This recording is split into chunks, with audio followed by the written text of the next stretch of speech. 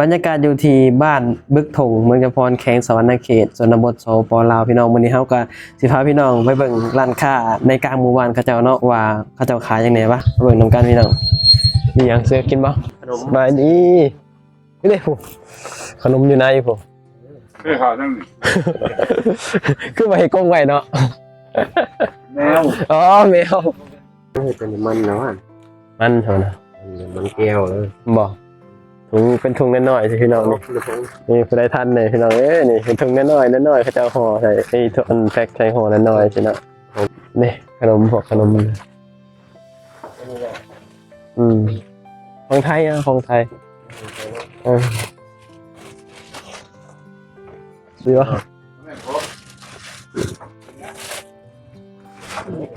นี่อันนี้ก็ได้นี่สักพันเอาเราเอาทิ้งให้ก่อนแล้ววะพ่อบอกเงินอ่ะบอกพ่อมาจะ พออยู่วะดึงก้อนอะไรรวมกัน อันนั้นอันละ2,000อันนี้อันละ1,000กีบ เดี๋ยวให้เรารวม มันหนาว 2 4 6 8,000 8สบายดีพ่อพี่น้องสวัสดีพ่อแม่พี่น้องทางฝั่งไทยนะครับผมวันนี้เฮากับสิพาพี่น้องเขาไปรอเบิ่งนี่บรรยากาศอยู่ที่บ้านบึกถงเมืองจำพรเนาะแขวงสะหวรรณเขตนั่นแหละว่าเฮาสิพาพี่น้อง FC รอเบิ่งบรรยากาศตามชนบท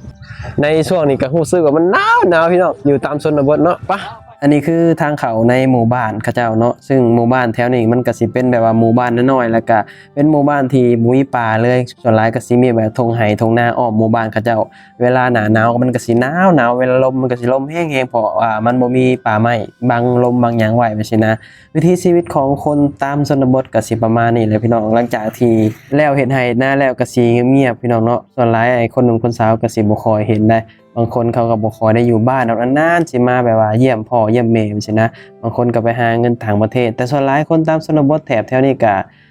แถวแขวงสะหวรรณเขตเมืองจำพรเฮานี่ก็สิไปประเทศไทยค่อนข้างที่จะหลายพี่น้องเพราะว่าแถวนี้มันก็บ่ไกลจากหมู่บ้านเฮาปานใดนะเฮาเดินทางมาก็บ่ได้แบบว่าไกลนะพี่น้องมันตัวหลายคลิปเฮาสิถ่ายแต่บริเวณแถวเมืองจำพรจังซี่นะเนี่ยแถวบ่อนเฮาอยู่จังซี่นะเพราะว่าเฮาเองเฮาไปไกลบ่ได้พี่น้องเพราะว่าเฮาแบบว่ามีรถแบบบ่มีรถใหญ่นะมันไปไกลบ่ได้เนาะก็อีกอย่างก็ทำเวลาเนี่ยพี่น้องเพราะว่าสิได้แบบว่าเฮาก็สิได้กลับไปประเทศไทยแล้วไปสินะก็เลยแบบว่าคิดฮอดบรรยากาศตามชนบทเนาะเพราะว่าเฮาเองเฮาก็เคยถ่ายแบบว่าวิถีชีวิตของคนตามชนบทแบบสินะเฮาคนหนึ่งเฮามักถ่ายแบบนี้เนาะเฮาเชื่อว่าหลายปีไป10ปีไป20ปีไปเฮาเชื่อว่าภาพแบบนี้มันอาจจะบ่มีก็เป็นไปได้เนาะเพราะว่ายุคสมัยมันเปลี่ยนไปเรื่อยสังเกตบ่บ้านเรือนของแบบว่าชาวบ้านปัจจุบันนี้มันก็สิเริ่มเป็นปูนเป็นหยังขึ้นแล้วพี่น้องเริ่มที่จะไม้ก็เริ่มสิบ่เห็นแล้วว่าสินะเริ่มสิแบบน้อยลงนะตัวหลายคนรุ่นใหม่ไปสินะคนหนุ่มคนสาวหรือว่าคนที่สร้างเนื้อสร้างครัวหรือว่าสร้างครอบครัวไปสิถ้าเกิดว่าสิสร้างบ้านถึงหยังส่วนหลายเขาก็เป็นบ้านปูนมาแล้วในปัจจุบันนี้นะเฮาก็เชื่อว่าคือหยังเฮาเว้าแหละหลาย10ปีไปสิเฮาเชื่อว่าภาพแบบนี้อาจจะมีหน่อยแฮงไปสินะอาจจะบ่เห็นกับเป็นไปได้พี่น้องเนาะหลายปีไปไปสินะเพราะว่าไม้มันก็เบิดอายุไขเป็นคือกันพี่น้องแต่ว่ามันก็สิแบบว่าอายุมันสิยาวกว่าแบบพวกบ้านปูนแบบนี้นะเพราะว่าบ้านที่พี่น้อง FC เห็นนี่คือแบบว่าเป็นบ้านที่ว่าเฮาว่าบ่ต่ำกว่าอายุนี่ประมาณ100กว่าปีพี่น้องเนาะสมัยก่อนที่เจ้ามักเอาไม้เอาหยังมาเฮ็ดแบบว่าสร้างบ้านสร้างหยังสร้างบรรอยู่อาศัยแบบนี้นะว่าเลาะไปเลาะมาก็เห็นไอ้ร้านค้าในกลางหมู่บ้านเขาเจ้าพี่น้องเดี๋ยวเฮาสิเข้าไปเบิ่งร้านค้าในกลางหมู่บ้านเขาเจ้าว่ามีหยังแหน่ขายพี่น้องเนาะไปเบิ่งบรรยากาศนำกันว่าเจ้าขายหยังแหน่พี่น้องเพื่อเฮาสิได้ซื้อนั่นซื้อนี่ไปติดรถไปแบบนี้นะเฮาก็สิไปเรื่อยๆหั่นล่ะพี่น้องมื้อนี้บายดีนี่เด้ผู้ขนมอยู่ไหนผู้ ข่าวนั่งนี่ คือบ่ให้กงไว้เนาะ แมว อ๋อแมวไอ้ร้านค้าในหมู่บ้านพี่น้องขนม เฮ็ดกงไว้หนาวนี่ขนมยังก็ได้ ยังเป็นมันเนาะ มันเท่านะ มันแก้วเลย บอกถุงเป็นถุงน้อยๆสิพี่น้องนี่ผู้ใดทันเนี่ยพี่น้องนี่เป็นถุงน้อยๆเขาจะห่อใส่ไอ้ถุงแพ็คใส่ห่อน้อยๆสิเนาะ ของถึงเนาะ แต่เอาขนมก้อนน้ำหาเจอเด็กน้อยเลยเด็กน้อยข้างๆดึงมาได้ โอ้เดี๋ยวพังแล้วมันจะได้ขาด เชือกฟัง มันจะตัดเนาะ ได้ปะ นี่ขนมพวกขนม อันนี้แหละ ของไทยอ่ะของไทยดีวะ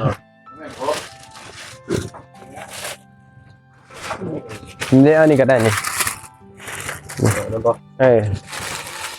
4-5 อันเลยนะโอ้นี่พี่น้องเป็นถุงน้อยๆไปสิเลยนะนี่เราจะแพ็คแค่ถุงน้อย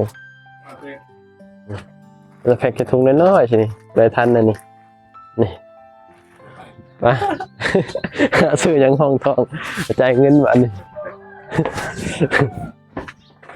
ใช่แล้วคิดเงินเลยเด้อทางไหนเด้อโหน้องพ่อใหญ่เห็นแล้วน้องพ่อใหญ่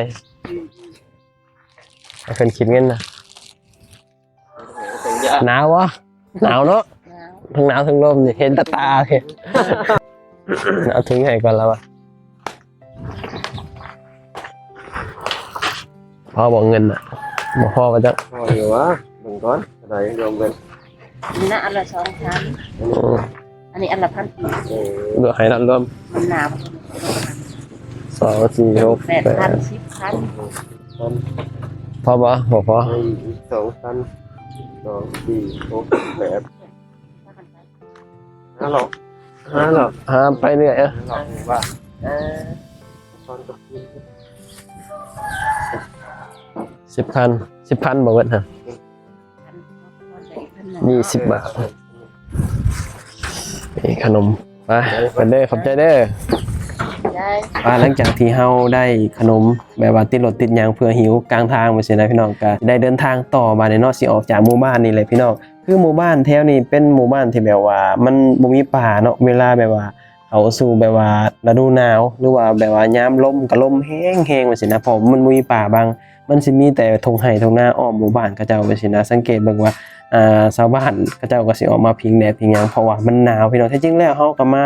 ตั้งแต่เช้าๆผู้ใดแต่ว่ามันขี่รถไว้บ่ได้พี่น้องต้องแบบขี่รถช้าๆเพราะว่ามันหนาวแบบคือมันหนาวแฮงอะนะแบบว่าหนาวสุดๆเลยแบบสินะก็เลยขี่รถไว้บ่ได้พี่น้องบ่ฮู้ว่ามื้อนี้เฮาก็สิได้ถ่ายจากหมู่บ้านให้พี่น้องได้เบิ่งได้ชมแบบสินะก็เท่าที่เฮาแบบว่าถ่ายได้พี่น้องเนาะเพราะว่าคือหยังเขาเว้าเนาะว่าภาพบรรยากาศแบบนี้เฮาเชื่อว่า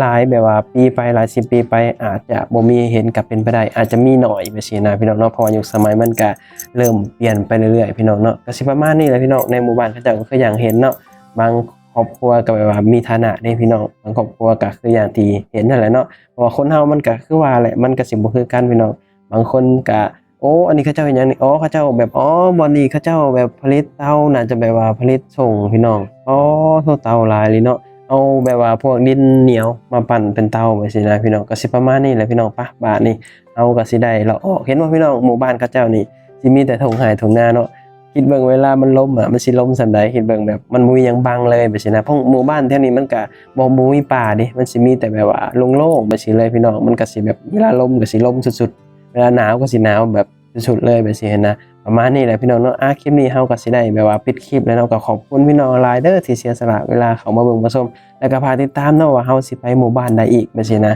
เอาไว้พอกันคลิปหน้าขอบคุณทุกกำลังใจเนาะทุกๆแบบว่าคอมเมนต์ที่คอมเมนต์เข้ามาเอาไว้พอกันคลิปหน้าเด้อพี่น้องคลิปนี้ก็ไปแล้วสบายดีสวัสดีครับผม